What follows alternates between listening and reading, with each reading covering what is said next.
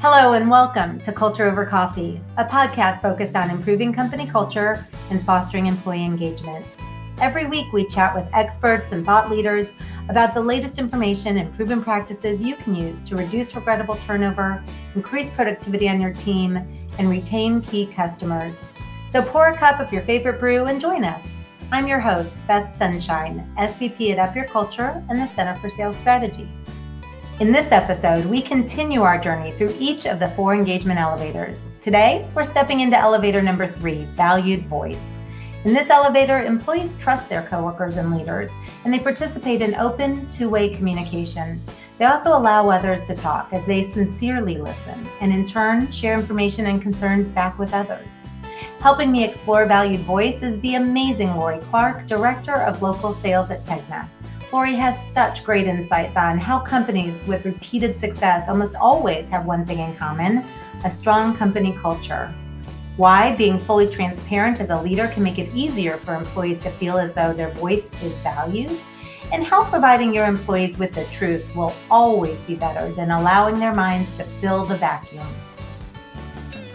So Lori, thank you so much for joining me today for Culture Over Coffee. This season of our podcast is exploring each of the 4 engagement elevators that we use to help organizations improve culture, help them elevate engagement, which is where that term engagement elevator came from.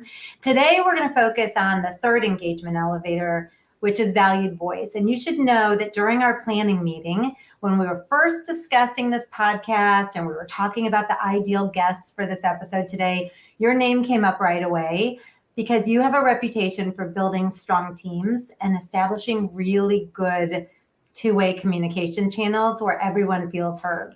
So you were hand-selected for this topic. We know it's something you do very naturally, and I'm just really excited that you made time to join us today so we can talk all about this and we can get your perspective on culture and engagement and very specifically establishing an environment where people feel as though their voices are valued. So thank you for being here. Thank you for having me. I'm excited. I am too. All right. So I want to start with a very broad question, even though we're going to get more specific soon. I want to start very high level and just ask you, why do you think it's important that companies focus on company culture or employee engagement? What benefits have you seen either for the company itself or for the employees when this is a focus? I think the importance is really about, repeated success. Like, companies can have success without a strong culture, but the ones that continue to be successful over and over again seem to have a really good, strong culture. And the thing that makes up the culture is, honestly, it's about the people and more specifically, the leaders.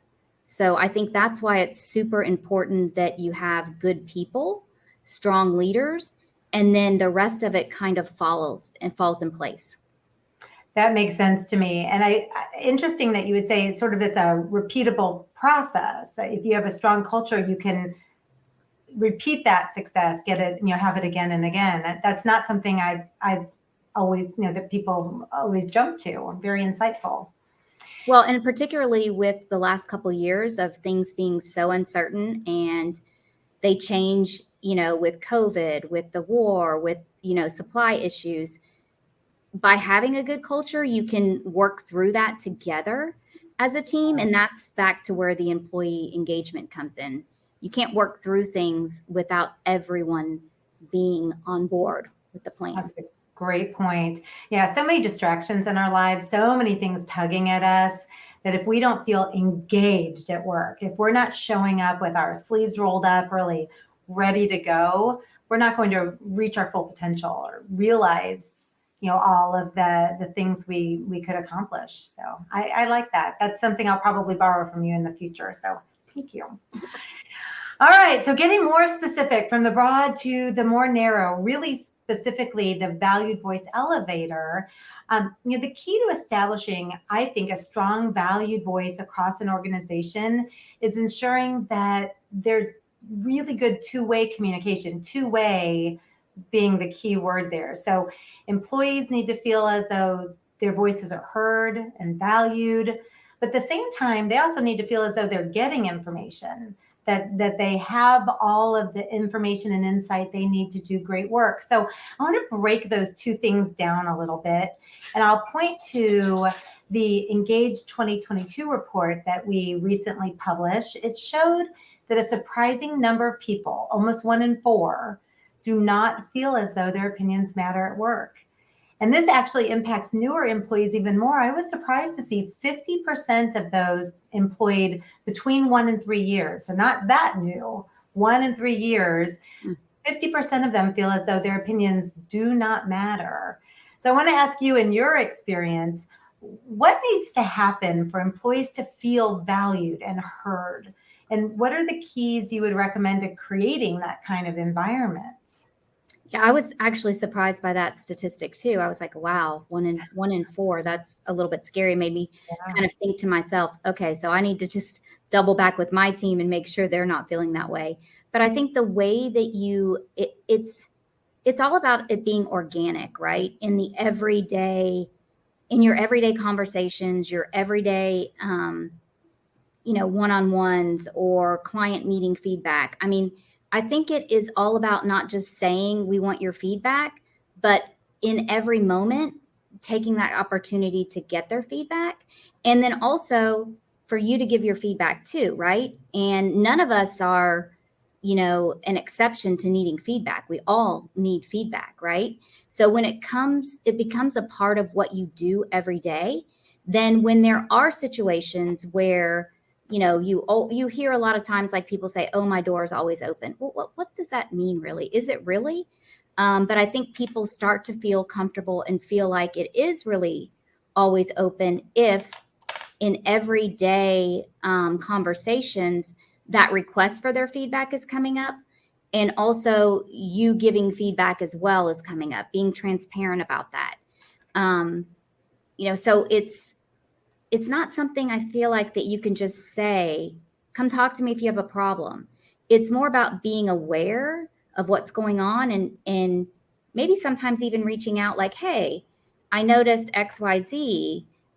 Let's talk through that. Or are you having trouble? Like being a little bit intuitive about what's happening around you and not just as a leader being tunnel visioned to, okay, I've got to check all this stuff off my list of to-dos. I don't have time to check in on so-and-so. I think being intentional and being organic in those conversations really does make your door, quote, always open. I like that philosophy. So it's not about checking a box. It's not about once a year in a review or even once a quarter in some sort of formal meeting, asking for input or feedback. It's about literally all of the time. Creating the space for that to happen, so that you use the word organically, so that it becomes just more organically part of how you communicate. I really like that. And I think it makes those scheduled times more productive as well, because you're not talking about things or bringing up things that have been like building. They're more productive meetings because some of that stuff has already been taken care of on its own. And then when you're asking them in those, structured meetings, what do you need from me? How can I help you? It's not just something they like made up to have something written down. It's really thoughtful and good information and they feel like they can tell you, right? You can't say I want feedback and then not hear the feedback. Right. You can disagree with it for sure. But as a leader, it also goes back to that, saying it doesn't matter what I intended how someone would receive something. It only matters how they receive it. So I've got to adjust how I'm saying it so they're receiving it in a way that's productive and gets the point across. Yeah, I like that. So actually kind of getting to the bottom of what they heard from you is key too. So we talked about employees feeling heard and how important it is to value their voice. I actually had a manager recently say, and I like the way she said this, that everybody has a voice, but not everybody has a vote.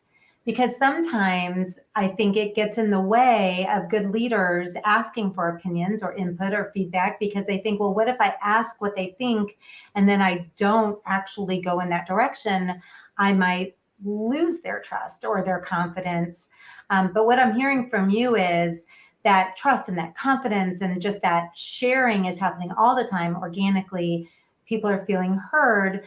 And I would imagine you probably agree with the everybody has a voice, even though everyone does not have a vote. Is that right? Or am I putting words in your mouth? No, that's absolutely correct. The other difference being when you are transparent and, if for some reason somebody made a suggestion or gave feedback and, we didn't take that suggestion, I would also round back with them and explain to them the why and try to make sure that they saw the bigger picture. And again, we can agree to disagree, but this is the why behind that decision.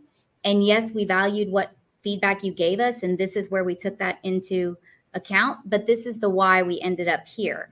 And then that way they're not mad about you not taking their feedback, Right. but hopefully they understand the bigger picture because there's different vantage points for every situation, right? And you don't always have the luxury of knowing what all those are, but the more you do know, the better decisions you can make. So having somebody's feedback, whether or not you agree with it or take it, is still really important, and they need to understand that too. I love that. And just closing the loop, going back and telling people why you made that decision. I bet that makes people feel more informed and even more likely in the future to speak up and continue to share. Mm-hmm. I like that. Okay, so back to this Engage report. We learned that only 57% of people do feel fully informed about things that relate to their work. And by the way, the question was not just, do you feel informed about your company? It was specifically, how do you feel informed about the things specifically related to your work that you need to do? Only 57% of people felt that they had all of the information they needed. So I'm coming to you as someone who does this really well. What advice do you have for managers when it comes to information sharing with teams or with individuals? Any best practices you'd recommend? I mean, my philosophy is to be as transparent as possible. Because when you are, again, it's back to that whole thing of them understanding the bigger picture and then also being able to help problem solve. If you have all of the information, then you're better equipped to, one, problem solve on your own, or two, make recommendations when you have an issue like, hey, this is the problem. Here's what I'm thinking. It's, in terms of them not having all the information, if that is going to happen, unfortunately, from time to time, not because anybody wants to hold back the information, or at least in our organization or our department. It's purely sometimes a time thing. And with us being so remote too, sometimes things do get lost in transition. Oh, I thought I mentioned that, or, but every one of the leaders on our team, we're usually pretty much in lockstep in terms of philosophies and strategies. The details might be different, but the messaging is very similar in terms of the overall goals. So they know that they can go to any one of us and get the information that they need. And because we have created this culture of giving us feedback, they are not shy about saying, hey, why didn't we know about this? Or, hey, I'm hearing XYZ. The other thing about being transparent I have found is that if you're not, then they just make things up, right? So I'd rather people really know, even if it's a difficult conversation or even if it's something that they don't want to hear or they're not going to like, I would rather them know about it than speculate and make things up, because that is detrimental in other ways too. That's a really good point. We tend to, just as human beings, we fill the vacuum. When there's some sort of void, we start supposing why something's happening or guessing what's going to happen. And sometimes you're right. The truth is better than where people's minds might go. I love the fact that your leaders are all in lockstep. And I really like that your philosophy is transparency. And it sounds like even just potentially over communicating in order to avoid under communicating. I know for me, I'm a very transparent person. If I haven't shared something with someone, it's truly just oversight on my part. Mm-hmm. And so like you, I want to create that kind of culture where people will ask, wait a minute, I didn't know what happened. Well, So then I they can really relate. trust you more as well. And then the other thing I'll say about, sometimes I've heard leaders say, well, ooh, do you trust everybody with that information? Yes, I do, actually. Trust to me is a really big thing. And, when we hire you into the organization, you automatically come in my mind, with 100% trust, Yeah. right? And then every day after that, you're either continuing to build that or you're breaking it down, right? Everything we do either builds trust or takes it away. But I do believe that when you come on board with us, you're getting that right up front. 100% I trust you. So if for some reason you don't trust someone on your team, then that's a whole nother conversation that you just probably shouldn't have them on your team, honestly. That's a good point. Trust is that important, that if there's someone there that you can't trust with important information, you need to question why they're there. Mm-hmm.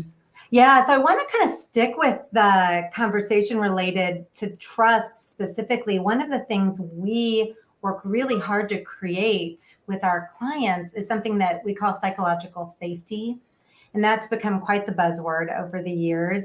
But it's really about creating that environment where people just trust that they can be themselves, they can speak their mind, they can raise alarm bells when they see a problem, or they can celebrate success when they're excited. They can just bring their whole selves to work and be respected for that. There won't be any sort of repercussions or punishment for being who you are. And so that's, that whole concept of psychological safety, I think, plays into valued voice. If people feel safe, if they feel, comfortable in their position, they're more likely to speak up and more likely to therefore earn information back from their manager. And there are so many examples in history of companies that have experienced significant business setbacks that could have been avoided because they lacked psychological safety. So I want to explore this a little bit with you. The most well-known of those, and certainly the most tragic I can think of, is probably the example of Boeing, where one of their leaders was aware of some issues and yet not comfortable, afraid to ring the alarm bells. So this is something we care a lot about. And I want to ask you, because you do create a place where people, they trust you and they know you trust them. What are some things that managers can do specifically to avoid breaking that trust, to avoid losing that, or creating an environment where people don't feel as though they can speak up or ask questions? What should they avoid? Yeah, I think the main thing you should avoid is, like, when somebody does speak up, if you disagree and it's in a group setting, that you don't, like, you can nicely disagree without, like, making the person feel like that they spoke up and now you think what they said was dumb. You can, you pull out something that was positive and then you circle back on the rest of it. So I think that's one really important, to make sure that people know that they can speak up without being attacked or feeling like that their feedback was not good or positive or what you wanted to hear. The other thing I would say is, coaching in the moment is so important. Yeah. Because you can't let things build, because it's not fair to the employee if you're frustrated with something that they're doing and you don't tell them and they keep on doing it. That's not fair to them. And honestly, you as a leader, it's not fair to you either, because you really need to be able to trust people, and you need to not be checking off like a ding against people. Like, it's more about helping them to grow and be successful so that you don't have to oversee anything. When you hire somebody, it's very important that you are clear about the expectations and you give them the tools that they need to be successful. But then you're also coaching them, like I said, in the moment when things happen. And if there's a bigger issue among multiple people, I still don't like to put out there, like, if there's a problem, you need to address it with the person. Don't send something out that to the entire group when you're really talking to a few people, because the people that you're not talking to think you're talking to them, and the people you are talking to think you're not talking to them. So you solve nothing but getting people riled up that are not the problem, right? Yeah. Yeah. And then the other thing is, I also feel like this is where it gets hard as a leader, right?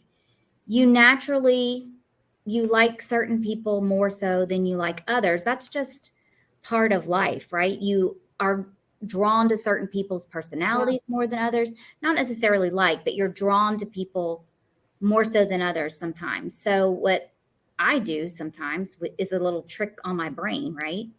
I say, hey, if I was making this decision or talking to X person who I'm drawn to quite a bit, what would my response be? And if I was talking to X person who I'm not really drawn to, what would my response be?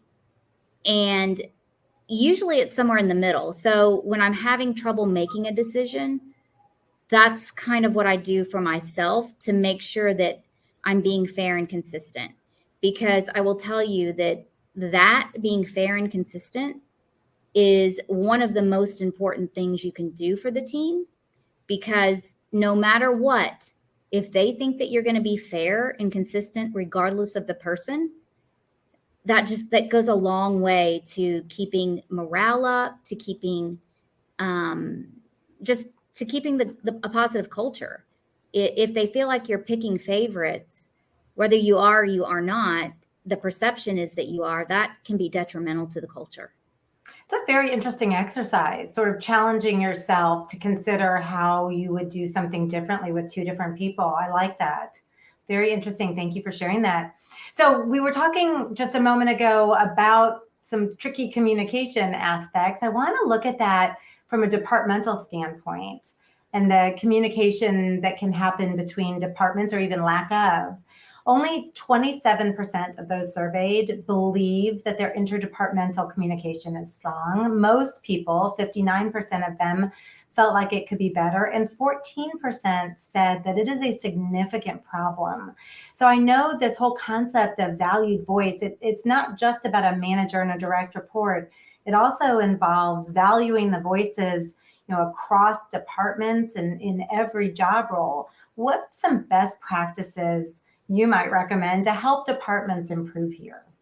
I think that that's probably one of the harder things we do as leaders, communicating across departments, because it's kind of like when you work in, if you've ever worked in a nonprofit or you had a board of volunteers, like how you get people to do things that they might not really want to do.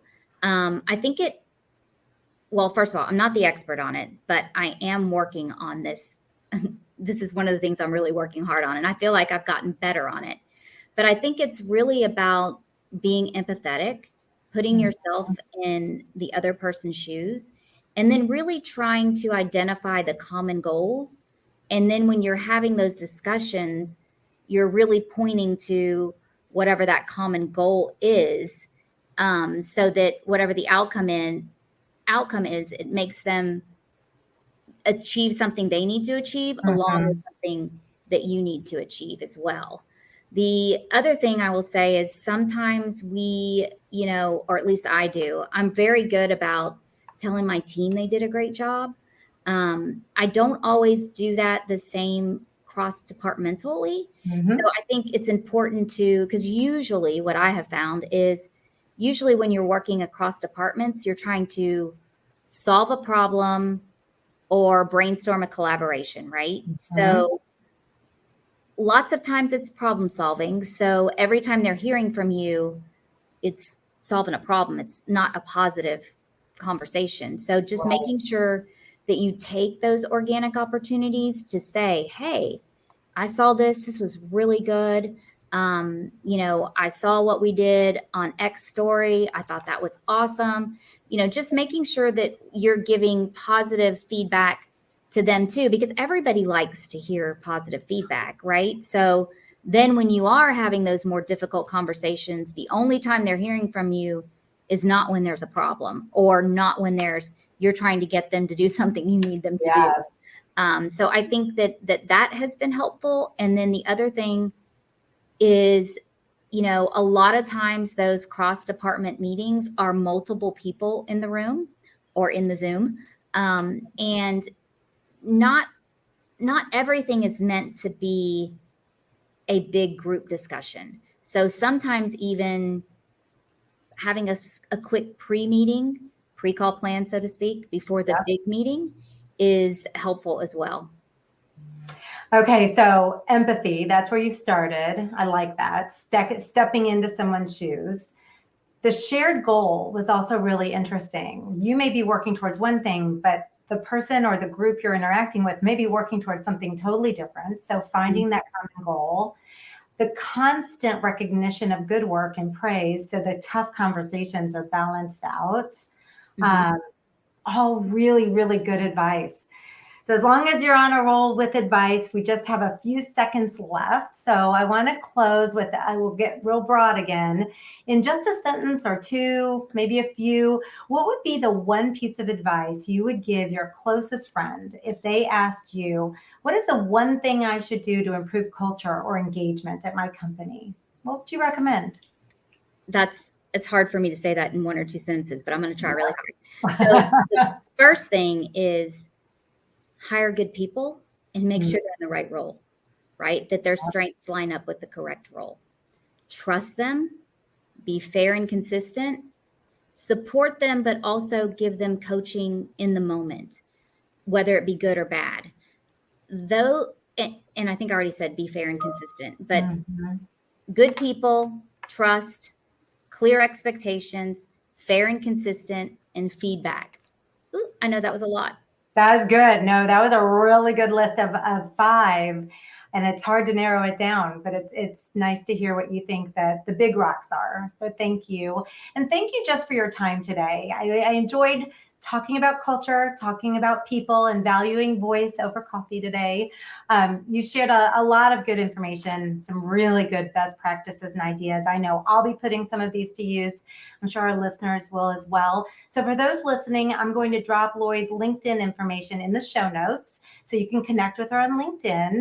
And then I'm also going to drop in the link to the Engage 2022 report so you can dive in to any additional information that might interest you. So thank you, Lori, and thank you to all of our listeners. Enjoy that journey to up your culture. Thanks so much for spending time with us on Culture Over Coffee. If you've enjoyed the conversation, be sure to subscribe and join us for every episode. For more helpful information on the topics of company culture and employee engagement, visit us at upyourculture.com.